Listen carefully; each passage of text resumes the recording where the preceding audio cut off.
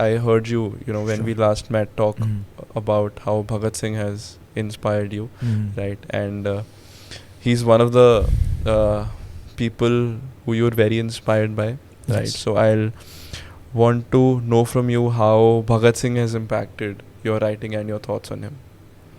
So as you rightly said, I am inspired a lot by Shaheed Bhagat Singh, and he's known for the most part as a Krantikari, Yeah. as a revolutionary, Yeah. which he was. Yes, not a lot of people know the writer that Yeah. Shaheed Bhagat Singh was, and in his words, a writer or a poet, a revolutionary, and a lunatic are all made of the same stuff. See, in society, what we do is that we kind of try to fit our thinking into binaries. Revolutionary, Yeah. Krantikari is different, a writer is different. They can be, and for the most part, are the same thing. And in fact, I believe they should be the same thing, as Bhagat Singh himself was preaching. Why I'm very inspired by him is that I'm a believer myself. Yes, I had a phase of atheism, but Bhagat Singh was an all-out atheist, to the point that he's written this essay, Why I Am an Atheist. And he has said things which could be considered blasphemous even today. Okay. And even today, if somebody else were to use the exact same phrases and words, would be behind bars. That's how controversial it is. And I personally find that very inspiring. Doesn't matter, I believe, doesn't matter if I disagree with him here or there. That clarity of thought that he had, why he's one of my, if not favorite, Indian writers, is because he wrote all these essays and letters to his family from the age of 16 to 23. Some of the most powerful writings have emerged when he was in prison. I'm 23 myself. Some people like to say that, oh, my writing is mature for my age. I tell them, read Bhagat Singh. That guy is something else altogether. That feels like you're listening to some guru who's been there for just so many years. So one thing which I find very fascinating about Bhagat Singh, he's an atheist, but I would go to the length to say that he's the perfect karma yogi. Okay. So for this, we need to understand what the is- concept of karma yoga means. Yeah. Karma yoga, this concept from the Bhagavad Gita, basically means that act without any expectation. Okay. And that's precisely what Bhagat Singh was doing. And this reminds me of the concept of the absurd hero. I won't go into the philosophy of the absurd hero. Let me talk about it in terms of Bhagat Singh itself.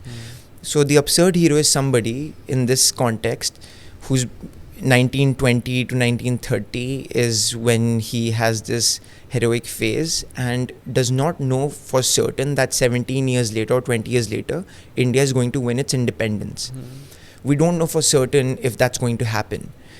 And he still fights for it. He doesn't know for certain if he blasts this bomb in the parliament and he throws pamphlets in the air, if that's going to have an impact or not, or if he's also going to live to see what's going to happen. When he was on that news and whenever he was killed by the British, he had no idea whatsoever that we are for certain going to win our independence. Sure. And that's the entire point of the absurd hero, is that you act without expectation. A lot of the times what we do is that we don't want to do something right because we feel like there's no point in this. उसका कुछ नहीं होने वाला. अगर 10 wrapper पड़े हुए हैं अभी सड़क पे, मैं एक उठा लूँगा, 10 और कोई फेंक के चला जाएगा, क्या ही हो रहा है? तो कुछ भी नहीं करता हूँ.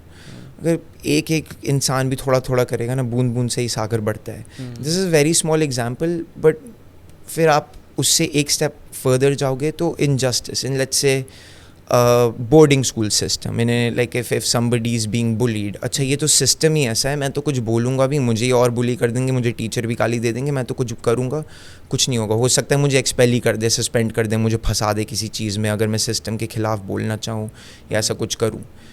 It's still very important to be that absurd hero, very important to act, because you never know when your action and how it's going to matter.